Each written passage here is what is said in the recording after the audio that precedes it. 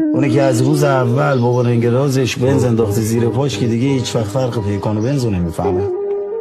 خب اگه هیچ وقت سوار بنز نشی چی؟